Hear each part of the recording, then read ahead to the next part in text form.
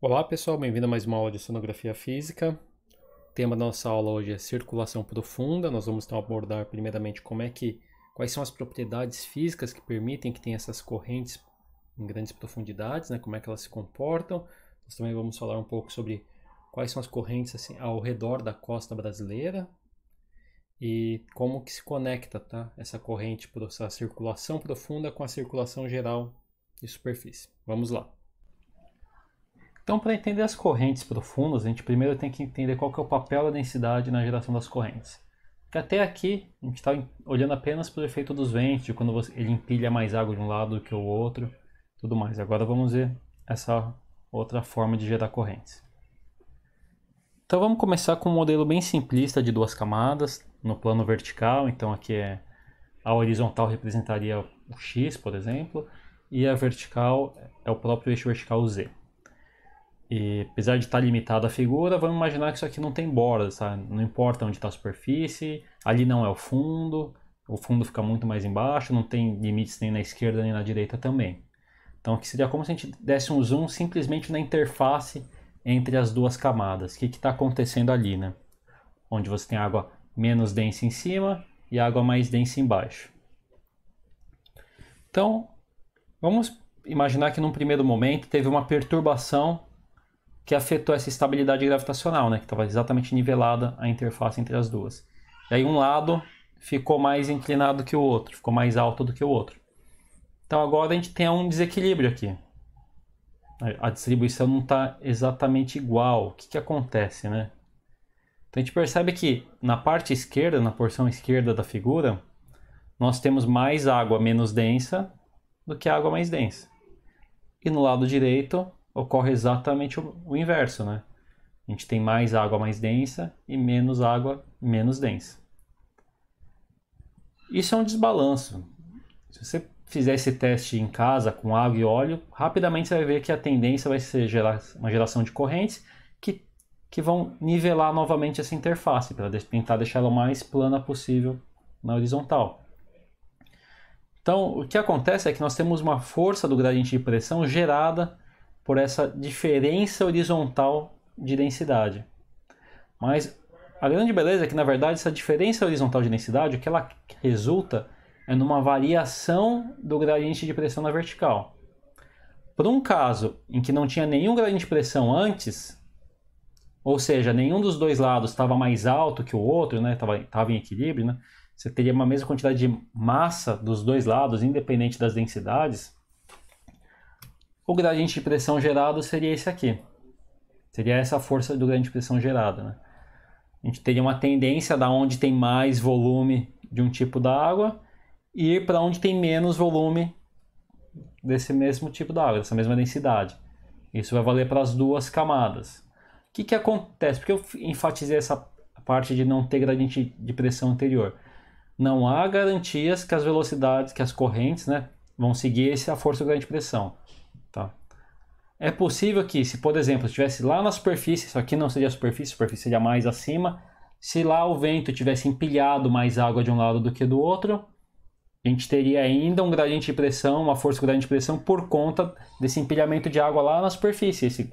Isso se propaga para a coluna d'água inteira. Mas, mesmo que existisse esse outro gradiente de pressão, a gente ia ter uma contribuição dessa variação de densidade. Você ia ter variação na vertical dessa força do gradiente de pressão. A gente assumindo, então, que não tem nenhuma contribuição do vento, por exemplo, né? Estaria nivelado a superfície do mar. O que a gente tem é a camada de cima tem uma força da esquerda para a direita, a camada de baixo teria uma força da direita para a esquerda. E como vão ser as correntes resultantes disso? Vai depender da escala. Em pequena escala, as correntes vão seguir a força do gradiente de pressão como de hábito, como tem sido até então, aqui não vai ser diferente. Isso aqui representaria um tipo de corrente que nós observamos em um estuário, onde nós temos o que nós chamamos às vezes de correntes de densidade, que seriam causadas por diferenças de densidade na horizontal. E isso gera esse tipo de corrente. Vamos complicar um pouquinho mais agora e colocar uma camada extra. Porque duas camadas às vezes não é bem representativo do oceano. 3 camadas a gente já começa a ficar com um modelo mais interessante. Tá? E aí o que poderia ser? Vamos agora também só pensar que a gente está numa escala maior, porque em pequena escala, normalmente no máximo você tem uma água doce e uma água salina. Então seria mais próximo de 2 camadas o modelo. Se você ter 3 camadas, a gente teria que estar numa situação de maior escala, com mais profundidade, com uma maior variação de densidade. Então vamos imaginar aqui essa situação, a gente está no hemisfério sul, e aí tem uma perturbação que deixa as interfaces da seguinte maneira. Tá? Eu não deixei as duas interfaces na mesma angulação, porque senão não teria diferença prática do caso anterior. Então se tiver cada interface tiver uma com uma inclinação diferente da outra, que nós vamos ter justamente a variação na vertical da sua força do gradiente de pressão vai ter que inverter.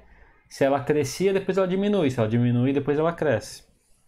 Então, nessa situação específica, né, nós vamos ter exatamente a mesma resposta intuitiva da força do gradiente de pressão, indicando da onde tem mais volume para onde tem menos volume. Tá?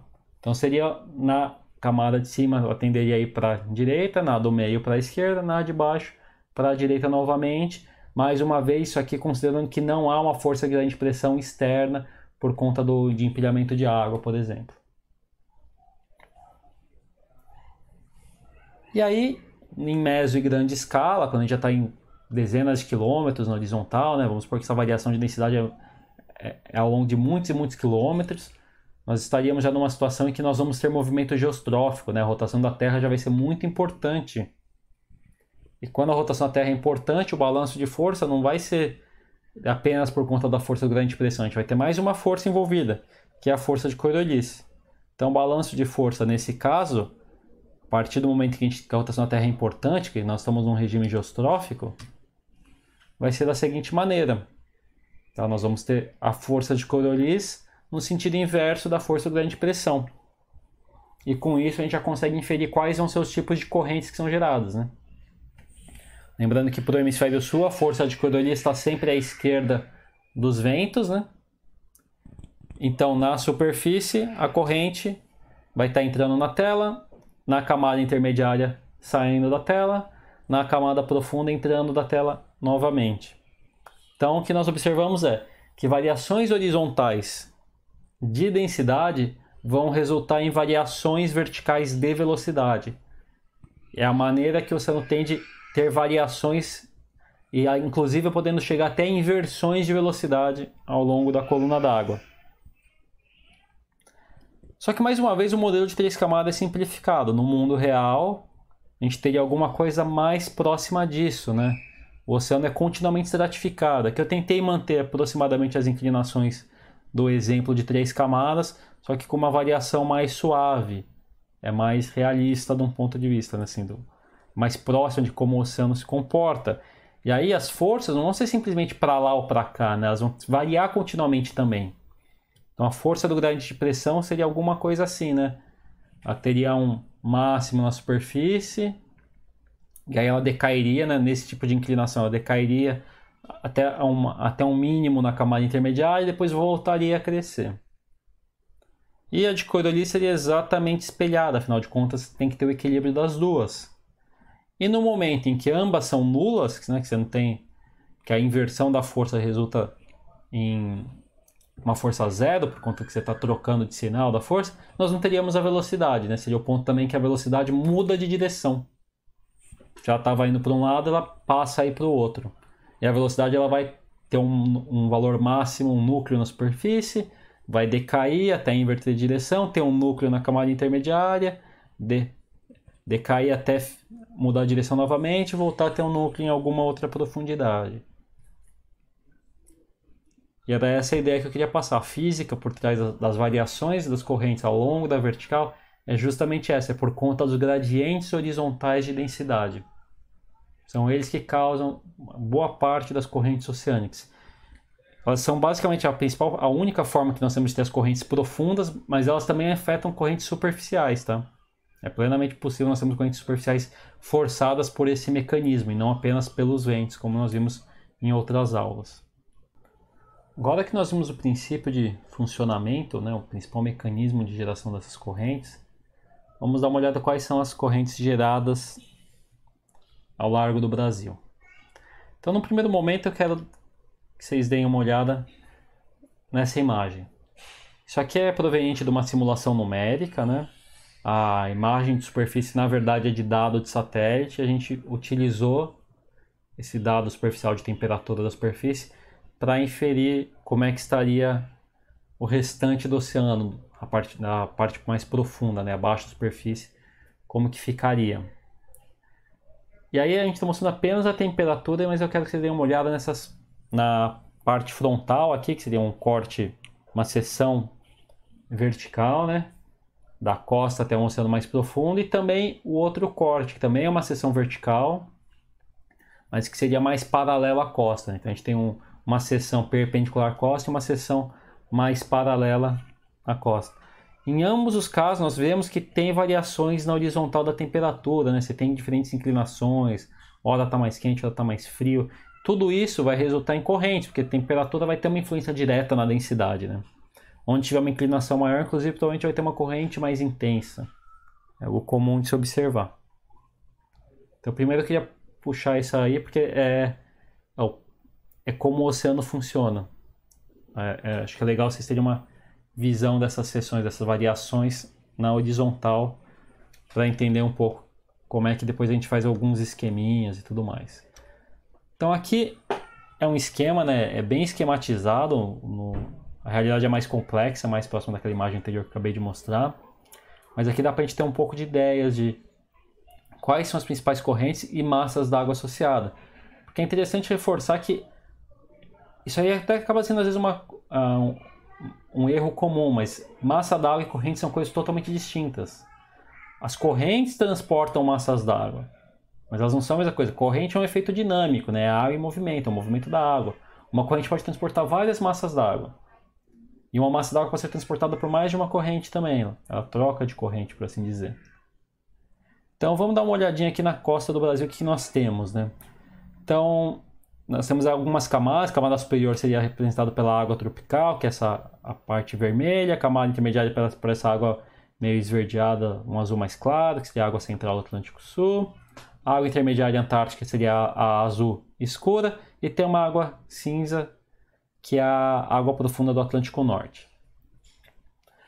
No caso aqui, nós temos uma bifurcação da água intermediária perto da latitude de Santos, né? Inclusive chama bifurcação de Santos. E aí, ao norte, tá, ela sobe contornando-se, e ela acaba sendo transportada pela corrente contorno intermediária, que é uma corrente que transporta apenas essa água intermediária. Já ao sul, ela vai ao sul juntamente com a água central do Atlântico Sul e com a água tropical, todas transportadas pela corrente do Brasil. Então, ao sul da bifurcação de Santos, a corrente do Brasil transporta 3 massas d'água. Ao norte, a corrente do Brasil está transportando apenas a água tropical e a água central, enquanto a água intermediária sendo transportada pela corrente de contorno intermediária.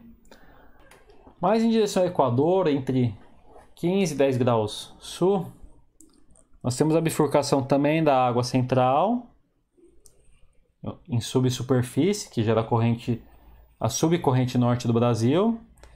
E um pouco mais ao norte, ainda mais em direção ao Equador, a gente tem a bifurcação da corrente sul-equatorial, que gera justamente a corrente do Brasil, que por um pequeno trecho transporta apenas água tropical.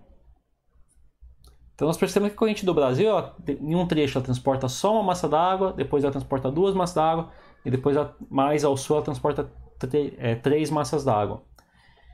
E acima, ao norte da bifurcação da sul-equatorial, a gente tem a corrente norte do Brasil, já transportando as 3 massas d'água também.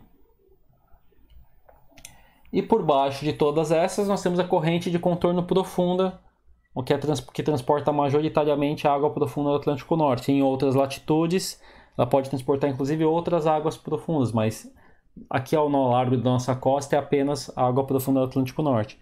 Então, em alguns casos, nós vimos que realmente a corrente transporta apenas uma massa d'água, mas isso não é garantido. Tá? Então, é sempre bom não confundir massa d'água com corrente. A corrente é um efeito dinâmico que transporta as massas d'água, enquanto a massa d'água é justamente a água em si, que teve um histórico de formação, que afundou em um lugar específico e tem suas próprias características termoalinas. Vamos falar um pouquinho agora de como que essa circulação profunda se junta com a circulação superficial e qual que é o efeito disso de forma geral.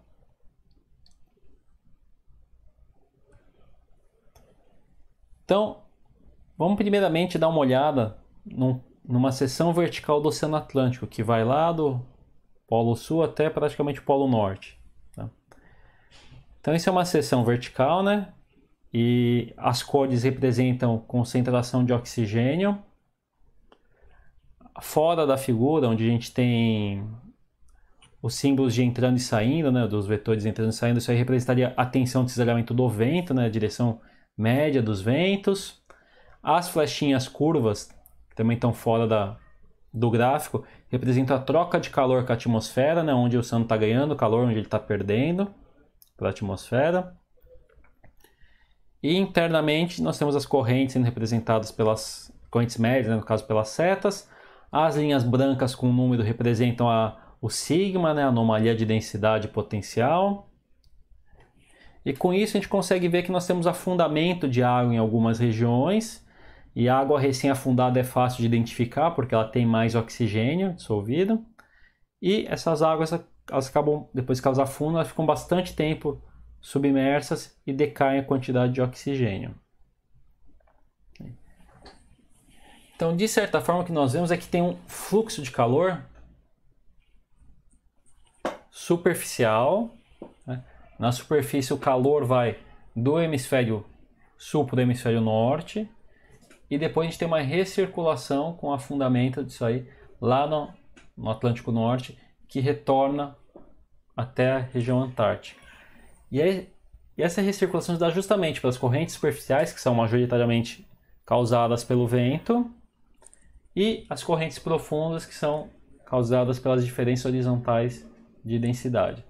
De certa forma, também é o vento que gera os desníveis de densidade, mas quando são correntes causadas por densidade, a gente muitas vezes chama essas correntes de circulação termoalina, é uma nomenclatura comum, embora muitas vezes o pessoal também chama a circulação de termoalina da própria célula de revolvimento meridional.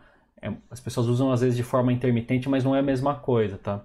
Célula de revolvimento meridional, ela também considera a participação das correntes dadas pelo vento, ela é um balanço geral. E enquanto que a circulação termoalina seria apenas pelos gradientes horizontais de densidade. É interessante a gente também dar uma olhada em como é que fica. Isso aqui seria só para o Atlântico, né? Vamos dar uma olhada também para a parte global, né? Como é que é. Então essa é a circulação de revolvimento meridional global. É uma das versões mais atuais, assim, é um esquema, né? Isso aqui é meio que modelado, assim, né? É um modelo mais teórico. Tá? Você não consegue ir lá e medir essas correntes, assim, elas não são flechas ideais, né? Tem que lembrar o quê? Que a gente tem uma circulação geral muito mais intensa, muito mais turbulenta, que é global, de longo termo também. Isso aqui seria o resultado do transporte de calor, a circulação residual que ocorre e que transporta calor nos oceanos. E nós temos as correntes quentes, as correntes frias, né? A gente tem a circulação onde as correntes superficiais aquecem e transportam calor para os polos. E lá a gente tem no Atlântico Norte afundamento e geração de água profunda. E no Atlântico Sul, no mar de Weddell, que é essa mais perto da Península Antártica, e de Ross, que é o mais abaixo ali do sul da Austrália, nós temos a geração de água de fundo antártica. A água de fundo antártica vai se espalhar por todos os oceanos. E em algum momento, a água acaba aflorando depois de muito tempo, né? E atinge a superfície, entra na recirculação superficial, vai ser aquecida e dá início a todo o ciclo novamente. Essa circulação tem uma escala da ordem de 1000 anos, tá? É bastante demorada. A parte mais rápida dela é justamente a que acontece no Atlântico como um todo, né? Desde o afundamento da água profunda até ela chegar na Antártica. Isso aí leva várias décadas, mas é a parte mais rápida da circulação. É onde tem a corrente mais intensa, no caso, que ela está na borda oeste. Isso aí a gente vai inclusive falar numa outra aula de por que as correntes de borda oeste são mais intensas. Então, e depois que chegou lá no sul, toda essa parte de redistribuição, subir e voltar à superfície, reaquecer e retornar para afundamento lá no Atlântico Norte, isso aí vai levar mais muitos séculos. É bastante demorado esse ciclo. Mas é o que já mantém o equilíbrio térmico do planeta, regula o clima do planeta através dessa circulação de calor. Né? E agora vamos pegar essa parte de circulação de revolvimento meridional, que eu sei que é um assunto um pouco complicado, e vamos tentar ver que se com uma animação fica um pouco mais claro. Então nós estamos aqui no canal da NASA do YouTube. Depois eu deixo o link da página da NASA que trata desse assunto mesmo, né? Acho que fica mais interessante, vocês poderem olhar. E eu vou começar a animação aqui de um pedaço interessante, que é justamente onde a gente vê que tem um afundamento lá na região do Ártico. A gente vê que chega uma corrente de superfície e retorna por baixo uma corrente profunda, sempre mais bordeando a borda oeste, né?